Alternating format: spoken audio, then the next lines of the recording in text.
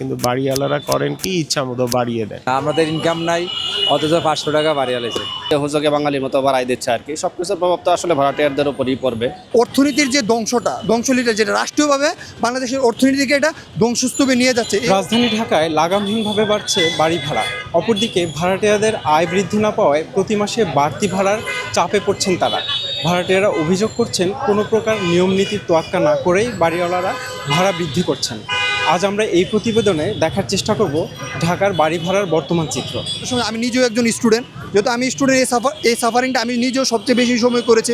আমরা যখন কোথাও মেস নিতে যাচ্ছি বা কোথাও থাকতে যাচ্ছি, তখন আমরা আমাদের নির্দিষ্ট যে কমফোর্টেবল যে জোন, যে আয়ত্ত, তার আয়ত্তে আমরা সেটা পাচ্ছি। এটা বাংলাদেশের মূলত হচ্ছে অর্থনীতির যে ধ্বংসলীলা যেটা রাষ্ট্রীয়ভাবে বাংলাদেশের অর্থনীতিকে এটা ধ্বংসস্তূপে নিয়ে যাচ্ছে। এই অর্থনীতি থেকে শিল্পায়নের মাধ্যমে বা অন্যান্য যে অর্থনীতির উন্নয়নের যে প্রসেসগুলো আছে, প্যারামিটারগুলো আছে, সেগুলোকে সঠিক পর্যবেক্ষণ করা হচ্ছে না রাষ্ট্রীয়ভাবে। রাষ্ট্র যদি চাইতো যে এইরকম জোন আছে, এই জায়গাতে ফ্ল্যাটগুলো এই ক্যাটাগরির হলে এই ধরনের ভাড়া একটা নির্দিষ্ট লিমিট যদি করে দিত, তখন কিন্তু জনগণ এটা মানতে ডেফিনেটলি বাধ্য ছিল। এবং এটা যদি করে দেয়, দেখেন আগামীকালকের মাধ্যমে সবাই সেটা মানবে এবং অটোমেটিকলি কিন্তু এই সিস্টেমটা হয়ে যাচ্ছে। বাসা ভাড়াগুলো কী কাঠামোতে হতে পারে, তাহলে এটা আমাদের সবার জন্য যেমন স্বস্তি হবে, ঠিক তেমনি জনজীবনে এবং যারা স্টুডেন্ট আছে, ব্যাচেলার আছে এবং যারা বাহির থেকে ঢাকা শহরে আসছে, তাদের জনজীবনের যে দুর্ভোগটা এটা কমিয়ে আনবে বলে আমি মনে করি। ধন্যবাদ। যারা চাকরি করি আমরা, বছর শেষে একটা নির্ধারিত যে পরিমাণ বেতন বৃদ্ধি পায়, তার চেয়ে ঘর ভাড়াটা পরিমাণ বেশি বৃদ্ধি পায়, তার সাথে আনুষঙ্গিক খরচও বৃদ্ধি পায়। বাড়ি ভাড়ার ক্ষেত্রে এটার একটা সুষ্ঠু নীতিমালা থাকলে একটা লোক বুঝতে পারবে যে আমার আয়ের সাথে আমি কত টাকার ঘর দিয়ে থাকতে পারবো। শিয়া বাটার ও ভিটামিন সমৃদ্ধ লিলি বিউটি সোপ, তারুণ্যময় উজ্জ্বল ত্বকের জন্য। রিমার্ক। কিন্তু বাড়িওয়ালারা করেন কি ইচ্ছা মতো বাড়িয়ে দেয়। এই জন্য এটার একটা সুষ্ঠু নীতিমালা থাকা দরকার, দেশেরও স্বার্থে, সাধারণ জনগণেরও স্বার্থে।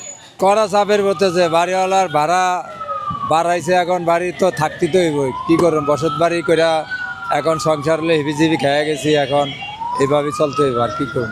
নোটিশ তো এটা তো উচিত না, বাড়িওয়ালাকে এটা উচিত না, মোটেও উচিত না। আমাদের ইনকাম নাই, অথচ 500 টাকা বাড়িয়ে আলেছে। সরকারের নিয়ম তো অবশ্যই করতে হইব, নিয়ম না করলে তো আমরা চলবো কেমনে। সরকার অবশ্যই নিয়ম করতে হইব আমাদের জন্য। ঢাকা শহরে বাসা ভাড়া পট করে বাড়াই দিল, রিক্সা চালায়, দিনমজুরি করে, চাকরি বাকরি করে, দেয় অল্প সময়ের মধ্যে ভাড়া না করে বাড়াই দিল।